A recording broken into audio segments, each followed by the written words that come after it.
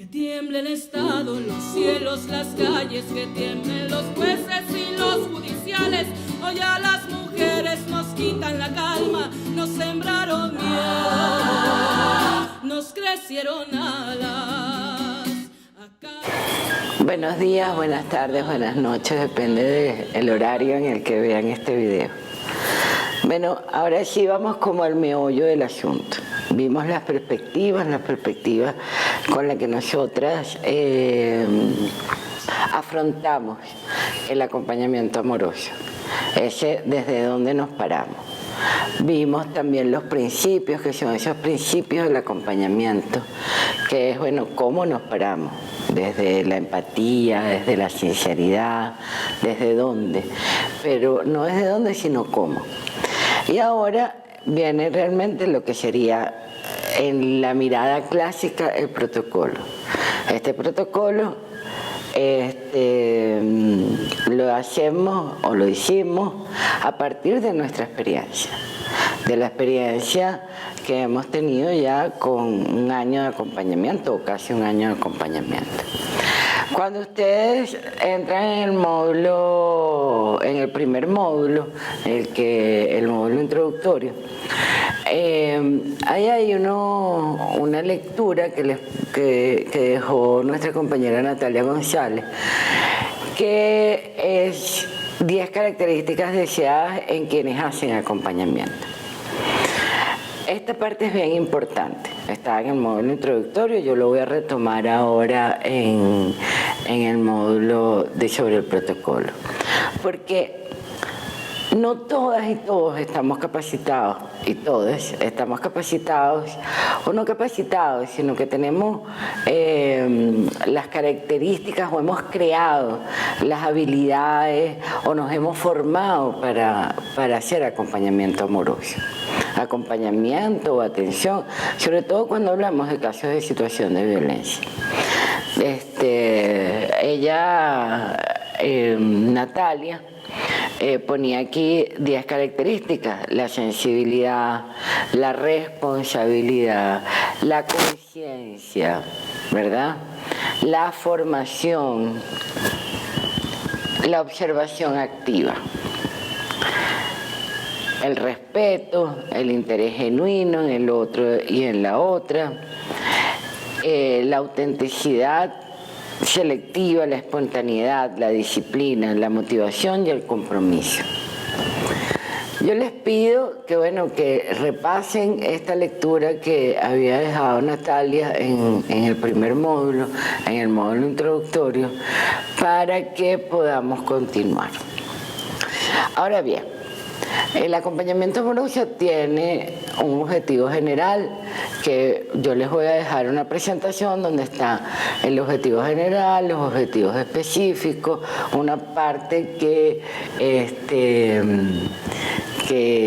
llamamos vamos a hacerlo, ¿no?, que sería más bien cómo afrontar, desde dónde, cómo afrontar este acompañamiento, y unas claves que tienen que ver más con la atención telefónica y esa diferenciación que hay que hacer desde la atención telefónica para poder acompañar.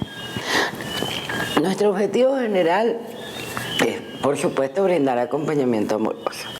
¿Qué significa brindar acompañamiento amoroso? Durante todo este módulo hemos estado construyendo qué es el acompañamiento amoroso. También lo hicimos en el módulo introductorio y luego en el segundo módulo. Así que ya creo que todas y todos y todes lo deben tener un poquito más claro. Pero en todo caso, eso está compuesto de varias etapas. Hay que dar apoyo emocional, hay que dar asesoría legal, y el objetivo es dar una atención integral y directa. Nosotras no pensamos en el acompañamiento como exactamente ni la gestoría de caso, ni la atención emocional, el apoyo emocional nada más, ni tampoco en la asesoría legal como cosas separadas. Enfrentar el sistema judicial, buscar justicia, enfrentar la violencia, intentar salir del ciclo de la violencia, Todas estas cosas son muy difíciles de afrontar para una mujer y muchísimo más para un niño, una niña o un adolescente. Entonces, el acompañamiento amoroso es todo lo que requiere la mujer, el niño, niña o adolescente, que esté dentro de nuestras posibilidades, que nosotros tengamos y nosotras tengamos la capacidad de dar, y que signifique el avance y de esta persona, de esta mujer, de este niño, de esta niña, de este adolescente, para que pueda restituir su dignidad y pueda vivir libre de violencia. Entonces, bueno, ese es nuestro objetivo general, pero ahí lo van a tener escrito. Como les vengo diciendo en todo este módulo, todos estos documentos son documentos vivos. Y son documentos vivos porque están para que los alimentemos. Hay unos objetivos específicos, ¿verdad?, que leerán en la presentación. Y ahora vamos a entrar en el vamos a hacerlo. Lo primero que tenemos que tomar en cuenta es que cuando nos llaman, cuando se nos acercan, cuando piden ayuda, por lo general esa persona ya tiene mucho tiempo en una situación, viviendo una situación de violencia. Y para ella es todo, no para ella, es todo un acto de valentía pedir ayuda para quien está en situación de violencia. Y eso es algo a lo que tenemos que darle muchísima importancia, porque de ese primer contacto, de esa primera llamada, puede resultar que la persona, que la mujer, que el niño, la niña o el adolescente se dispongan a salir de la situación de violencia y permitan que los acompañemos, que las acompañemos, que les acompañemos para poder salir de ahí. La primera entrevista, por el medio que sea por WhatsApp, sea por teléfono, sea por Facebook, Messenger, o sea una entrevista, ¿cómo se llama eso?, personal, en vivo y en directo. Debe ser un encuentro respetuoso, pero también amoroso, donde debemos hacer un primer contacto más allá de lo consciente. Tiene que ser un contacto que toque lo afectivo, donde podamos establecer un pequeñísimo lazo afectivo entre la persona en situación de violencia y la acompañante. Es importante que en ese primer contacto la chica o el joven o la joven que está pidiendo ayuda, que está pidiendo que la acompañemos, sepa que nosotros acompañamos de manera confidencial, que eso es muy importante, que nuestro acompañamiento es completamente confidencial y que no le vamos a compartir su información, la información ni del caso, ni de la persona, ni de las circunstancias, a menos de que nos dé permiso para hacerlo. También hay que decirle que es voluntario, que no solamente que nosotras somos voluntarias, sino que también es un acto voluntario ser acompañada y acompañado. Es decir, que nadie la va a obligar a hacer nada que no quiera hacer. Lo otro es que tenemos que dejar que nos comunique lo que está viviendo. Tenemos que permitir que drene sus emociones, que nos cuente. No podemos interrumpirla, porque a veces, claro, por lo general nosotras y nosotros cuando estamos acompañando, estamos sistematizando ese acompañamiento. Necesitamos ciertos datos, necesitamos conocer bien el caso para poder acompañar. Pero en este primer contacto es importante que permitamos que la chica o la niña, el niño, el adolescente cuente su historia, que la cuente además sabiendo que la estamos escuchando, que le estamos escuchando con mucha atención. Tenemos que tener claro también que muchísimas veces esa persona que nos llama, que nos contacta, puede ser que no lo vuelva a hacer, que tenga miedo, que crea que simplemente llame para pedir asesoría, pero que no esté segura o seguro de salir de la situación o de querer salir de la situación. Que de repente sienta que no es víctima de violencia, no esté segura de que es víctima de violencia. Y otras, por supuesto, porque tienen mucho miedo. Y entonces no nos vuelve a llamar. Por eso es importante que en ese primer contacto le demos respuestas a su situación, algún tipo de respuesta. Por ejemplo, si llama una chica y nos dice, bueno, lo que pasa es que ella está, para más o menos para poner un ejemplo, nos llama y nos dice, yo estoy separada, pero vivo bajo el mismo techo de mi agresor, me sigue, ya no tenemos contacto íntimo, pero tenemos 2 hijos, una hija y un hijo pequeño, y él me está hostigando, me está violentando psicológicamente, y mucho más ahora que estamos en cuarentena, que tenemos que estar todos metidos en la casa, pero ella lo denunció por violencia hace 2 o 3 años. Entonces, él ahora decide denunciarla a ella por malos tratos a los niños y a los hijos en común. Y entonces me llaman y me dice, bueno, y mañana tengo una citación en el Consejo de Protección de mi municipio. Entonces ahí nos activamos, ¿verdad? Nos activamos, le decimos cuáles son sus derechos, le decimos qué es lo que tiene que decir, que lleve, por ejemplo, a los niños para que se vea de una vez que no son víctimas de violencia, que los niños tienen derecho a ser oídos y que por lo tanto llevarlos es una buena idea para que sean oídos, que no son maltratados, ¿verdad? Y le explicamos también que esa es una forma que usan mucho los agresores para revictimizar a las mujeres. Cuando ven que ya no las pueden maltratar a ellas porque fueron denunciados, porque tienen miedo al sistema de protección a la mujer, por lo general los agresores tratan de dañarnos, de dañar a las mujeres, yendo contra, digamos, diciéndole que le van a quitar los hijos, amenazándolo con este tipo de cosas. Y muchísimas veces lo logran.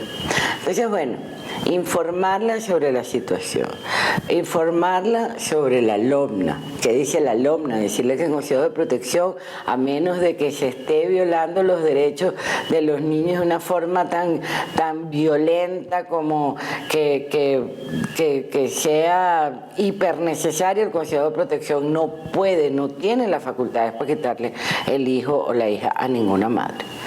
Entonces, ya ella informada va al día siguiente al Consejo de Protección, le va muy bien, logra su objetivo, que es que no le monten una medida por malos tratos o que el procedimiento no continúe y no llama más.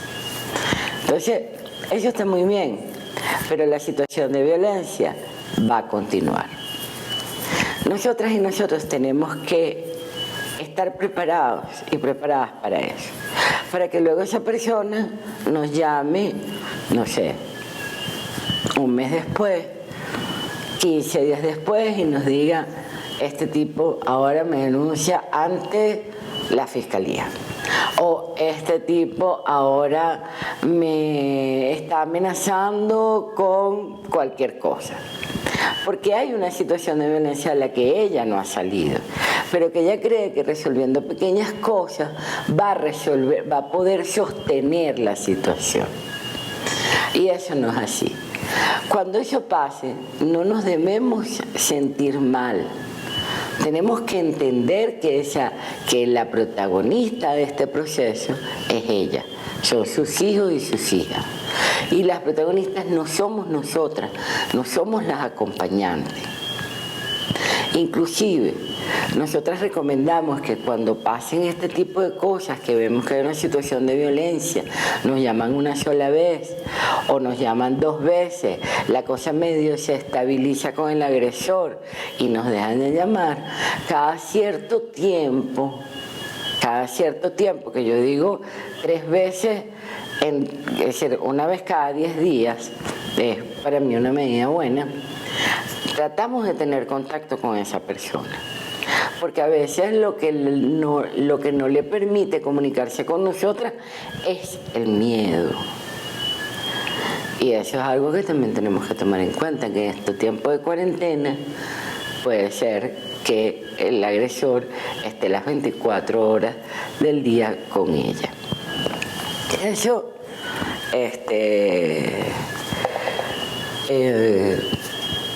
como algunas claves que van a encontrar en la presentación.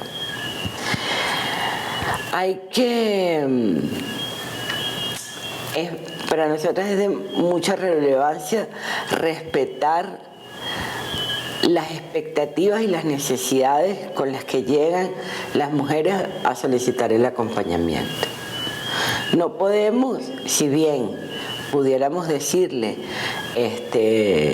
mucho más de lo que ellas ven, tenemos que intentar siempre priorizar por sus expectativas y sus necesidades más inmediatas. En el caso que les refería, ella necesita saber qué va a pasar en el Consejo de Protección y esa información debemos dársela. Pero también debemos hablarle, si se da la oportunidad, sobre la situación de violencia como un todo y que esta situación que se presenta con el Consejo de Protección es solo una arista, es un pedacito, es una acción que le está tomando, pero que él no se va a detener. Porque, bueno, como sabemos, la violencia machista siempre va, y sobre todo la doméstica, siempre va en escalada, va de menos a más. Pero en nuestra experiencia no para, no se detiene. En ese primer contacto tenemos que hacer una primera aproximación diagnóstica, ¿verdad?, al caso, con una mirada general e integral de la situación. Ahí, cuando hablábamos de las perspectivas, desde una perspectiva feminista y sin juzgar. ¿Por qué? Porque hay muchas mujeres, muchísimas mujeres, que tienen a veces 12, 15 años, 18 años, 20 años, soportando una situación de violencia. Hace poco yo tuve un caso en el que me llamó la hija de más de 22 años, 23 años. Su mamá llevaba aguantando esa situación desde que era novia de su papá. Y la mamá decide y le pide a la hija que busque ayuda para ella, después de que la vio ya grande, que se podía sostener sola, que sintió que podía dejar a su agresor, porque ya sus hijas habían crecido. Entonces, y bueno, tenían 25 años de pareja. No lo podemos juzgar por haberse quedado ahí. Nosotras no somos, y ahí viene eso que llamábamos en los principios acompañar desde la humildad. Y acompañar siempre con aprobación. Nosotras no juzgamos a nadie. Nosotras no somos los tribunales ni los fiscales. Nosotras acompañamos a estas mujeres, a estas niñas, a estos niños, a estos adolescentes en situación de violencia. Los acompañamos en ese camino tan duro y tan rocoso y puntiagudo que es buscar justicia y lograr sanarse de esta situación. Bueno, otra de las cosas, el contacto nunca debe convertirse en un interrogatorio.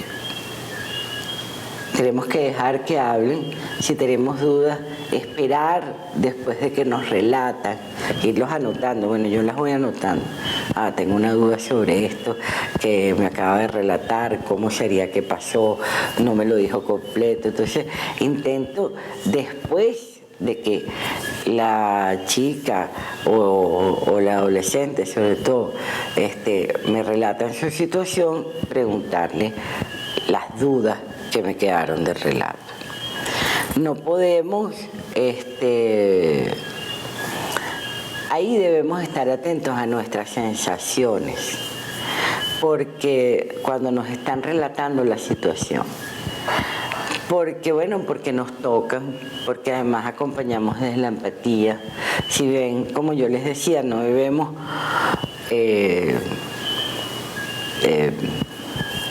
zambullirnos en las emociones de la persona. Sí debemos verlo, ponernos a veces en sus zapatos para realmente tener la sensibilidad para ayudarla, para acompañarla. Pero tenemos que estar atentos a no convertirnos en las protagonistas. Y entonces, porque para eso tenemos el último módulo, que es el módulo del acompañamiento para las acompañantes, que es cómo vamos a manejar nuestras emociones, cómo vamos a manejar el dolor. Porque en el momento en el que acompañamos, si bien tenemos que tener una escucha activa, tenemos que ser muy observadoras también, no podemos llorar con la chica o con la niña y el niño que está en situación de violencia. Tenemos que tener la cabeza ahí un poco fría para poder evaluar la situación y ver cómo la podemos ayudar. Cada situación es diferente, entonces tenemos que saber que son diferentes y no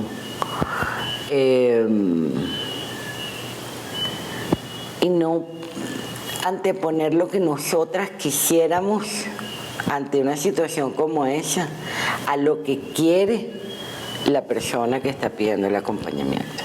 A veces, por ejemplo, nosotras quisiéramos tener justicia. Si viene una chica y nos dice, una chica, ponte tú de 15 años, nos dice, es que fui violada por mi papá.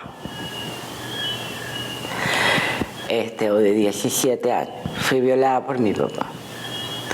Y nosotras lo que queremos es verle el cuero al papá. Porque somos feministas, porque es una violación de todos los derechos, pero ella no quiere denunciar. Ella no desea denunciar. Entonces nosotras no podemos anteponer lo que nosotras queremos ante una situación a lo que quiere la chica que está o el chico, porque ahora, por ejemplo, tenemos un caso de un chico que fue abusado sexualmente. Entonces, también puede ser chicos. No podemos anteponer nuestros deseos, lo que nosotras quisiéramos que pasara. Tenemos que anteponer los deseos de la persona que está en situación de violencia. En ese contacto también tenemos que saber si vive con la persona, si la persona se acaban de separar, cuál es la relación que tienen con el agresor, porque a veces no está muy claro cuando son pareja o fueron pareja, si viven juntos, si no viven juntos. Tenemos que tener toda esa información más o menos clara también para medir el riesgo en el que está la chica en situación de violencia. Hay otra cosa que a mí me gusta dejar claro. No es condición sine qua non para el acompañamiento querer denunciar. Sí, la persona no quiere denunciar, pero desea apoyo psicológico y la vamos a derivar a un servicio de alguna organización o de alguna institución para darle apoyo psicológico. La seguimos llamando, una llamada cada 10 días o un contacto cada 10 días para ver cómo está. Porque a medida que se vaya fortaleciendo emocionalmente, psicológicamente, seguramente llegará el momento en que querrá denunciar. Sobre todo si ocurre un episodio de violencia aguda, como vimos en el segundo módulo, que yo también fui la facilitadora en el ciclo de la violencia. ¿Ok? Entonces, tener eso en cuenta. Por eso es importante no perder el contacto. Es clave saber si existen otras personas en su entorno que conozcan de la situación. Si tiene amigos, amigas, si tiene familiares que la puedan apoyar en algún momento de violencia aguda a las que pueda recurrir. Y otra cosa que siempre nos ocurre y que a mí me parece importante decir es que otra de las cosas que tenemos que dejar claro en ese primer contacto es que nosotras no somos, por lo menos en el caso del voluntariado Mayela Hernández, no somos un órgano receptor de denuncia. Nosotras somos acompañantes, pero y asesoramos y analizamos el caso y le damos todas las herramientas y nos ponemos para la cosa, como quien dice. Pero no somos un órgano receptor de denuncia. A veces nos han llamado chicas, nos han llamado personas que piensan que denunciando o echándonos el cuento nosotros ya la denuncia está hecha. Entonces es importante dejarlo claro para no crear falsas expectativas en la persona. Otra cosa que nos ha pasado también es que recibimos llamadas que son por otro tipo de violencias. Violencias que tienen que ver con, violencias entre hermanos, por ejemplo. Bueno, eso no es violencia contra la mujer, donde la víctima es un hombre, por ejemplo. No es un niño, no es una niña, no es un adolescente. Nosotros tenemos que tener claro cuál es nuestro rango de acción y cuál es nuestra capacidad de respuesta. Pero hay violencias en las que nosotros, o violencia, inclusive nos han llamado por violencia hacia los animales. Nosotras no podemos actuar ahí. Lo que yo sí les recomiendo es que cuando una persona les llame y el caso, la situación no sea parte del parámetro de atención que tiene el servicio que prestamos, lo tratemos con muchísima amabilidad. No le digamos que no de plano e intentemos canalizar su situación. Por ejemplo, a mí me pasó que era una situación entre dos hermanos, ¿no? Bueno, le decimos, mire, eso está penado en el Código Orgánico Penal. Eso es riña, que se peleen de esa manera. Era la mamá la que llamaba porque los hermanos se medio mataban y qué sé yo. Y bueno, ella desesperada llamaba, pues.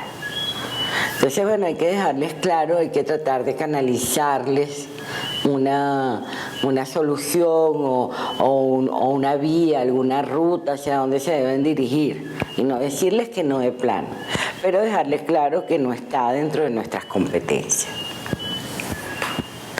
Bueno, ahí también, bueno, hay otras cositas, pero no vamos a hacer este video tan largo porque después va a ser imposible subirlo en internet porque tenemos problemas con la conexión siempre.